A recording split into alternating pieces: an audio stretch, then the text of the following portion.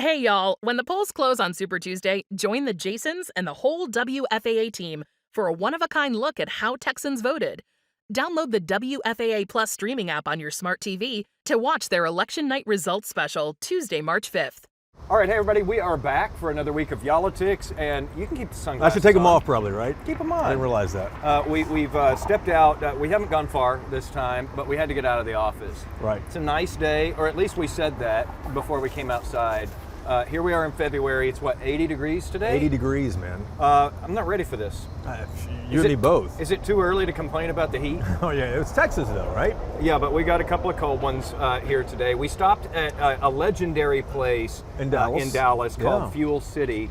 It's just in the shadows of downtown, right there on Riverfront, and it's very well known. It's like they used to have steers out there. Do you remember that? I don't know if they still do. Yeah. Oh, Are they still out there? The Longhorns are still there? Daryl says that the Longhorns are still there outside. They've got a little bit of property there right by the Trinity River, and a bunch of gas pumps, car wash, etc. It's sort of like a Buc-ee's before, I guess Buc-ee's became a huge thing. Right. It's kind of like the local Buc-ee's for North Texas. They're all over the place. I think there's almost a dozen of these fuel cities. Yeah, and so, they're known for their tacos. They are, and that's what you left out. Here's two things. So we splurged for some imports this week because of the topic we're on. So we have Victoria beer, but here's what I found out. So we're eating the tacos here next to the Loud Road next to us. Yeah. And I just discovered that the right on the money guy never carries cash, which is phenomenal to me. I think I have one emergency dollar in my car, and that's it. So guess who bought the tacos? It wasn't this guy right here. So apparently it's smart not to carry cash because somebody else buys. It's a cash-only operation for the tacos there, and I'm having a quesadilla, you're having some tacos. Mm-hmm.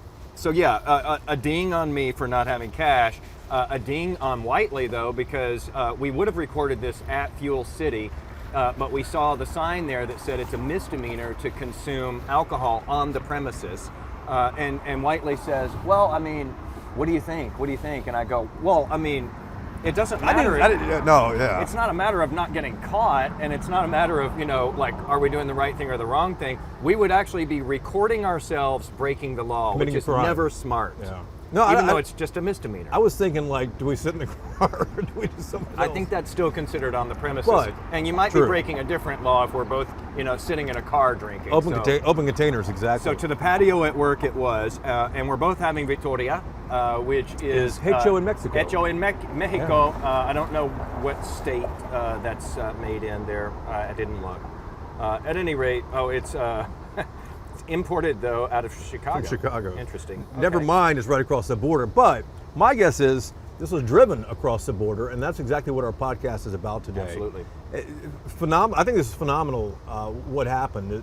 Everyone's heard of Laredo. It's a busy port as always. The Port of Houston's a busy port. The inland port in North Texas, just south of Dallas, is a busy one. Mm-hmm. But no one quite realizes today how busy Laredo is. They are importing more. The value of imports coming through Laredo is more than anywhere else in the country. That's phenomenal to me. We're Long Beach, New York, Houston, Seattle, you name it. Yeah, you're used to seeing those huge cranes at the seaports in places like Long Beach and LA. Port Laredo blows that away in terms of value traded this past year. And I mean, this isn't a huge port there in Laredo, but last year, Port of Laredo saw $320 billion in trade going back and forth. The next closest one was Port of Los Angeles, which was at like $298 billion. So the Port of Laredo bested Los Angeles by 20-something billion dollars. It just gives you an idea of the staggering amount of stuff that's going back and forth across the Texas-Mexico border. It's that other thing that's coming across the Texas-Mexico border. We've been inundated lately, of course, heading into primary season, with all these ads, all these news reports of the immigration there along the border. This is the story that rarely gets told, though, of the other stuff that's coming across. And this is not an economics podcast here by any means. This is a political podcast, and the politics around this is exactly what we're talking about today. So, the Republicans have successfully made the border their number one issue for 2024. It was for 22 and 20 and previous years as well. But more than ever before, the political attention right now is on the border and the number of people coming across who are undocumented, not necessarily asylum seekers, but people who do not have permission to be here, they're coming across. Yeah. So, and this has caused some friction too. It's caused a lot of friction politically. The other big thing that we're going to discuss here is that Mexico now, for the first time, has leapfrogged Canada and China, not as Texas's #1 trading partner. It's been Mexico and Texas have had #1 status with each other for a long time. For the United States. Yep. For the United States. So here we are with Mexico bringing so much value, so many jobs, and so much money to the wallets of Texans and Americans, and it's also the boogeyman in politics. So it's sort of this tightrope that has to be walked, and there's no one better to talk to about this than Dr. Ray Perryman with the Perryman Group in Waco, I believe is where they're situated, because lawmakers in this state read the stuff that Ray Perryman and the Perryman Group puts out. They look at this stuff when they're in legislative sessions, and it actually, I think, influences some of the legislation that they work on and some of the policies that they craft. So his stuff is very credible, very widely watched. And we got Ray Perryman on the line. He's a busy guy too, so thankfully he set aside like 25 minutes for us, and we got him on the line to talk about the significance of the numbers that we're seeing, and how that plays out for all of us, and what it means for politics here in Texas. So Dr. Perryman, thanks so much for being on here with us and for putting this in easily digestible reports for us to figure out this huge impact. Oh, my pleasure. Happy to be here. So I wanted to talk to you about this Forbes headline that I saw a couple of days ago. It said, U.S. does more trade with Mexico in 2023 than any nation ever. I mean, that's pretty substantial when you start talking about that. Texas and Mexico have always been top trading partners with each other, but now Mexico is the U.S.'s biggest trading partner and record-setting so. That's right. It's a big issue we ever had with any country, and historically, Mexico has been. Canada's been first. China sometimes is first. Usually, Mexico, China, and Canada were always the top three, but Mexico had never been the top trading partner before for the U.S. So, Ray, how did that happen? How did Mexico leapfrog ahead of the other two? Well, I think a couple of things happened. Number one, obviously, China's had some economic difficulties, hasn't really solved some of their supply chain issues, and they've had some challenges in their economy, and so that theirs has slowed down to some extent. And then basically, Mexico has just continued to grow. The development, cross-border development of manufacturing firms and that sort of things continue to expand. A lot of people don't realize it, but it's quite common to see goods pass back and forth 4 or 5 times during the production process. As part of it's produced in the United States, part of it's produced in Mexico, and that sort of thing. And people don't realize just how integrated these two economies really are. Well, how much has the Chinese nearshoring had an impact on this too? Are Chinese moving their plants closer to us over here and still, really wielding their influence? There's a certain amount of that going on. There is some nearshoring of that type going on. We're also seeing nearshoring of other Asian countries bringing plants to Mexico as well as a few European countries, but primarily from Asia. But we are seeing that, and that does have some impact on it. I think you'll see more of that later. That process is really kind of in its infancy, but it has started to some extent. Yeah, because these other countries, like a China, for example, they're dealing with tariffs if they try to trade directly with the U.S. from China. But if they can open up a factory in Mexico, they can stamp it with "Made in Mexico" and still be able to get in without having to deal with those tariffs. Correct? That's right. Most goods don't have tariffs flowing back and forth between the United States and Mexico, thanks to first NAFTA and then subsequently the USMCA. We basically have free trade with Mexico, and Canada, which is very positive for the economy. I want to put some numbers on this here too. I think $471 billion in gross product between Texas and Mexico, and 3.6 million jobs. That's a tremendous amount. When people talk about Mexico today, it's all mired in politics and what's happening on the border. But a lot of people are making money off of what's going on back and forth across the Rio Grande. Yeah. Well, Jason, that's one reason we decided to put these numbers together, was to kind of give people a perspective on that.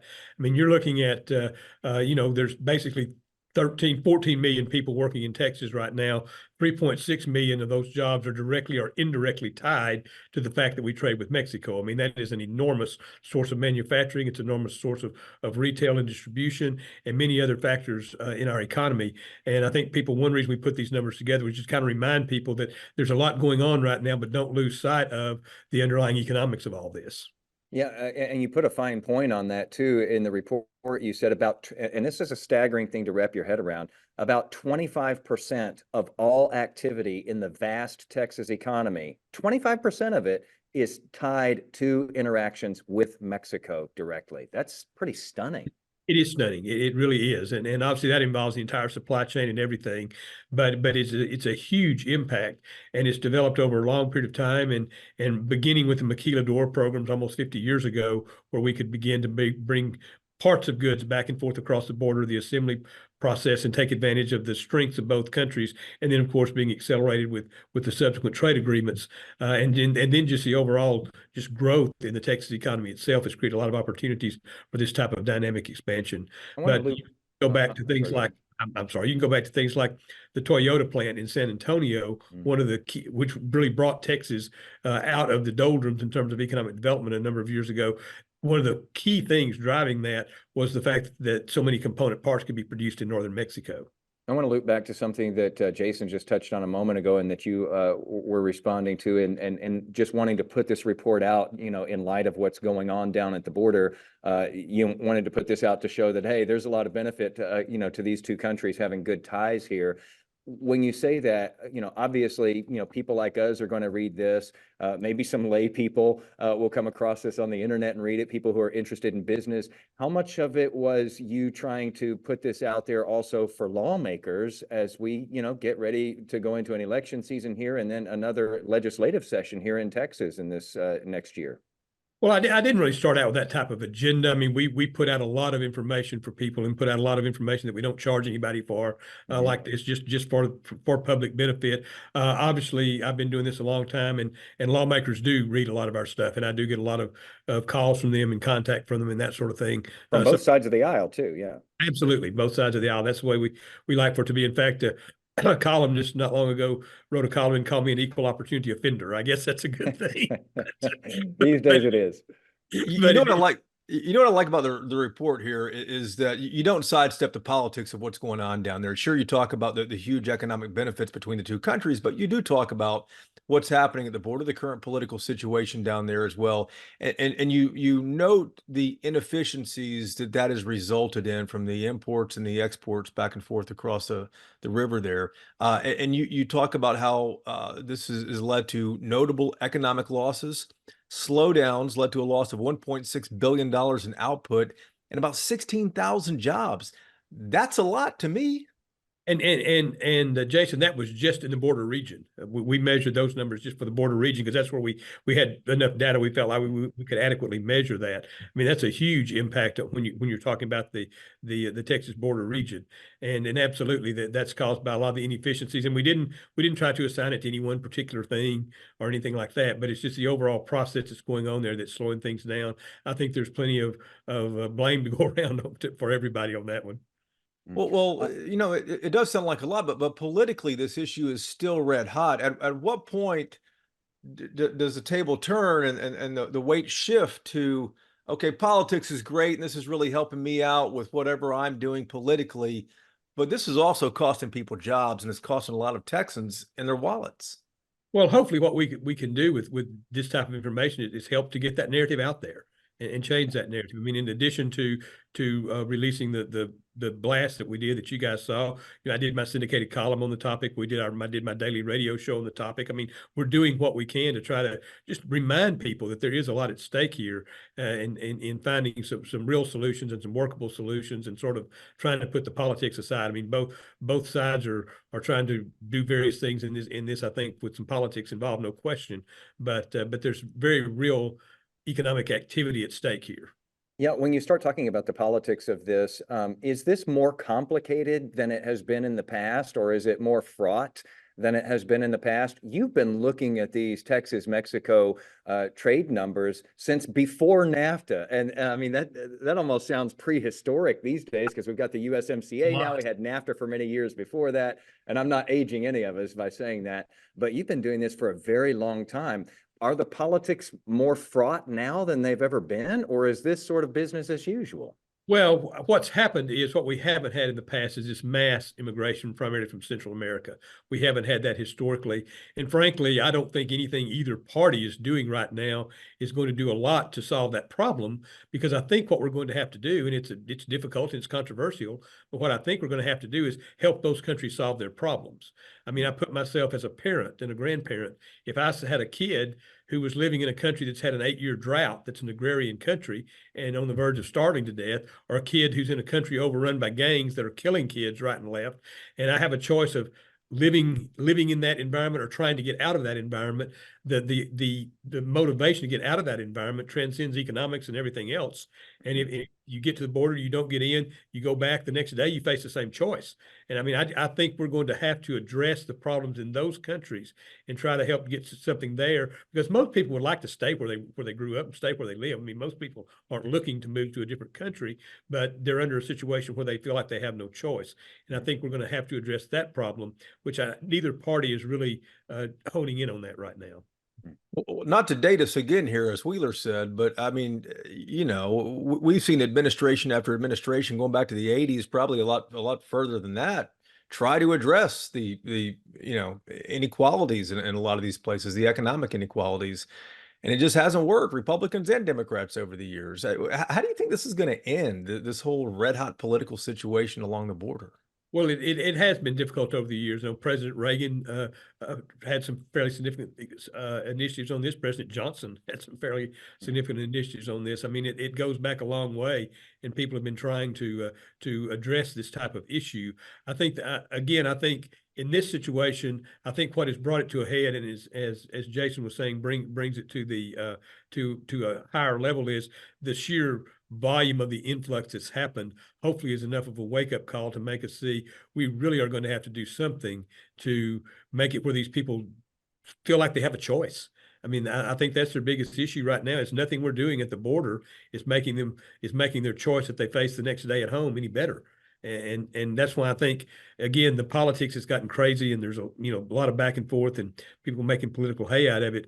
But I think they're all trying to deal with the problem at the wrong place. I mean, I don't think the border is a place you can deal with the problem. You have to deal with it before it gets to the border. Yeah, Lopez Obrador, the current president in Mexico, has not been shy with his criticism of Governor Abbott here in Texas. There's no love lost there. I'm curious, when you get to that point where there's sort of some pot shots being taken back and forth and the rhetoric seems to be heating up, is this economic powerhouse along our border here, this trade back and forth, is it such a machine that it can sort of keep on rolling no matter what that's like, and if some policies are instituted and that sort of thing? Or is it possible to spoil, what has been very much responsible for the so-called Texas miracle? Well, it would be hard to spoil it. I mean, because it has been integrated very significantly over a period of decades, but certainly you can impact it and impact the extent to which it can grow and that type of thing. And there's just so many issues here. I mean, for example, the busing issue. Busing has been a big part of migration for years. But how it's normally happened is a family comes across the border, they have a relative in another state, and they try to get a bus ticket to go start a life. And sometimes governments have subsidized those, and that's actually worked pretty well. The difficulty is when you just put a group on a bus and don't announce where you're going and that type of thing, and people don't have the advance warning or the mechanisms to take care of them, is where it gets to be a problem. But dispersing this around the country has been part of effective immigration strategy for many years. It's just the way it's being done in this hot political environment right now that makes it difficult. But again, I don't think that it's likely to totally derail the trade. But we've already seen these slowdowns do have an impact. As I say, we measured the one in the border at over $1.6 billion in output so far in the border, 16,000 jobs in that region. I mean, that gets to be significant pretty quickly. Ray, you do put out a lot of data that you don't charge for. We appreciate that. Our budget's pretty slim here at Yolitics. But what's your message to Texans on this issue? My last question here for you. What do you want to tell Texans when it comes to this? Well, I think a couple of things. First of all, we've had a long-standing history of immigration back and forth from Mexico, and we actually rely on that workforce. The workforce, that the people who come from Mexico, who live in Mexico, who come to work, are basically about 10% of the Texas workforce. It's 40% of our construction workforce. It's 40% of our agricultural workforce. It's 30% of our hospitality workforce. We don't have an economy without those folks. The trade is very important. And I think this other issue, I wish we could just step back from the economics and the politics and really look at it from a humanitarian perspective, because I think that's the only way we're ultimately going to solve this, is to recognize we have to do something that makes it not imperative for these people to try to get here. And the problem starts and should end well before it gets to the border. Well, I think it's stunning when you put it into context like that as to how many of those crucial jobs are being performed by people who've been coming across. Have you heard from any lawmakers after putting this out by chance? Let me think. I don't think I've heard from anybody specifically about this one. It would be more likely that would happen during a session or something like that. Or maybe after this podcast is. Should we get somebody on the line here? We can bring somebody up here if you want us to. Certainly after this podcast. So I don't need any help, guys. My last thing for you, Ray, is at this point, this obviously benefits both sides. Who needs whom more? Is there one side that needs the other more at this point? And is that in jeopardy of changing at any point? Now, are you talking about politically or for this trade? I mean, this trade is benefiting both sides. Is there one side that needs the other more? Well, the trade is clearly benefiting both countries tremendously, and Texas is actually a net exporter to Mexico, and so we get more net benefit if you just take the dollars and cents of it. Mexico is not as rich a country as the United States and not as prosperous a country. So obviously the importance to Mexico, particularly the northern Mexico, is probably in relative terms a little more important, but it's vital. I mean, when you stop and think about it, I mean, we're talking about 8 million jobs in the United States. You know, we have 150 million or so jobs. That's a big chunk. You're talking about, again, a quarter of the economic activity in Texas. These are very, very big numbers. And I think both countries have strong case and strong need to keep the trade vital and keep the trade efficient and keep the trade growing. Dr. Perryman, before we let you go, Wheeler's question led to one more here. This always happens, by the way. Yeah, but I mean, I'm sure you're seeing the ads and probably getting the mailers and the text messages, these political things right now leading up to March 5th. When you see all this noise about the border, what's your reaction as a Texan, as somebody who studies this? Well, I wish we could get away from it. I mean, I wish we need to be focusing on really solving the problem. And again, I'm not a legal scholar. I'm not any of those things. But to me, regulating our borders almost has to be a federal function. I mean, I stop and think about how would we have a country if every state had different rules about immigration and that sort of thing. So it's being tested, though. Yeah, I know it's being tested, and that kind of, I mean, I think about that, but I wish we could divorce it from the politics and get back to the real issues and try to solve this and help the people who are being hurt by it, as well as help the economy, assure that we can grow and prosper. There's major investments in improving infrastructure and Eagle Pass right now and that sort of thing that need to go forward, that need to happen. Private capital that wants to come in there. There's all sorts of things that could really improve the trade situation dramatically if we could solve those problems. So when I see that stuff, I mean, and I see, you see it from both sides of different things, but I hate to see it come down to those kinds of issues and those kinds of sound bites and that sort of thing that I don't think really help us solve the problem from either side.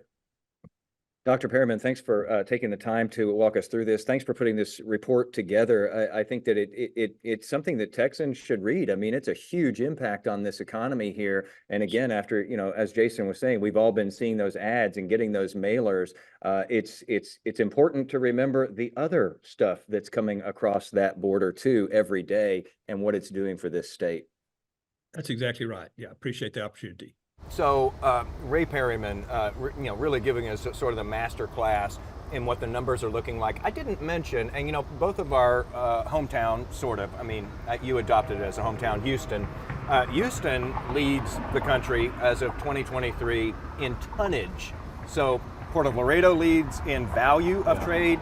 The Port of Houston leads in tonnage of trade. And you know what? All that stuff arrives in both of those places, and then guess what? Those trucks make their way through the state, and I did a piece on this several months ago. They sort of project out what these arteries are going to look like in Texas. And I mean, they just get bigger and bigger as the years go, because we're going to see more and more of this truck traffic. Our freeways are getting bigger and bigger in the Absolutely. future? Well, that's at least what the projections say. I don't know Wow. if it's really true. Wow. And that's why you see all these warehouses popping up too, because all that stuff's got to be stored before it's sent out to other places. So then now's the time to be in the warehouse business. I Absolutely. presume. It's not a bad place to be. It's fascinating to pull the politics out for a moment and just look at the raw numbers here and what Mexico means. And a lot of folks want to make Mexico out to be the bad guy here, that Mexico's not, could be doing more to prevent the flow of humanity coming north through We their have country. seen a little bit of a change there, though, in the last month or two. We have, but just like the president of Mexico said recently, no one's going to stop migration. No. Put as many walls and fences, rivers, whatever you want there. It's not going to stop. Go It's anywhere just in the world. They're dealing with this anywhere in the world. But to see what Mexico means to Texas and to the United States, to jobs in Texas, 16,000 jobs impacted because of the politics on the border. Not Created to by. mention, created by and impacted, because of the inefficiencies. Yeah, you're right. That's right. Taken away, actually. But the millions of dollars that our politics is stopping in trade, and the imports and exports. Because of the slowdowns that happen. It really is fascinating. We hope that you got as much out of this as we do. I just thought this was extraordinary when I saw these numbers, and I thought, we got to get Dr. Perryman on, and thankfully he took our call there. Right. Hey, listen, we know that we've got the big election coming up, speaking of the border, because that's what all those commercials and ads are about right now. And wherever you are in Texas, if you want to see the best coverage on election night, Super Tuesday, the primary, March 5th, we've got the place for you. This is a place that even the lawmakers, we hear it all the time from lawmakers in Austin, that this is what they watch on election night. Right. And if you've got a smart TV and you can put apps on your smart TV, like you can put YouTube on there or any of those sorts of things, look on there for WF as in Frank, AA, WFAA Plus, okay? And get that app on there. We're going to be on that app on election night, Super Tuesday, March 5th, starting just before the polls close at about 6:45, 6:50 p.m. And we'll take you all through the night. We're going to cover everything. And we're covering all things Texas. So, on election night, a lot of times people go to maybe one of the cable networks or one of the national networks. They cover the national view. We're covering Texas only, breaking down the vote in all 254 counties to see how these races are going to go, the Republican race and the Democratic race as well. Actually, it's almost the Republican race, and the Democratic race. Yeah. Because there's some fractures Two in the Republican parties Party, right now. And it's going to be really interesting on election night to see, this horse race, like which side of the party or which main politician, because you've got Governor Abbott endorsing some people, and that's at odds in some cases with Ken Paxton's endorsement of some people. It's going to be an interesting night to see where the party goes from here, and to see what the party looks like at the end of the day after March 6th. So WFAA Plus, you can watch the live stream of all Texas results, and that is on Apple TV. It's on Roku and Amazon Fire. And then to watch any of these episodes that we record, next time we might be a little quieter, hopefully somewhere it's a little cooler as well, that's air conditioned. But you can watch these anytime on YouTube. They come out Wednesday morning, and our podcast, as always, comes out on Sunday morning. We better get out of here before this big truck goes by sounds here. rough. I know of one viewer who's going to be really not happy about this noise. She works with us. Yeah. She's one of our big bosses. We've had her on before, and why she lets us continue this podcast. She hates the noise in the background. Or maybe it's the noise in the foreground. Yeah, maybe it's us her. that Maybe she it's hates. us. Who knows? Thanks so much for watching. Thanks so much for listening, as always, to Politics. We appreciate it, and get ready for Election Day. Don't forget, you can still go vote up until Friday, the 2nd of March. Yeah, early. And then you can vote, of course, on Election Day. Yep. And then, again, WFAA Plus on Election Night.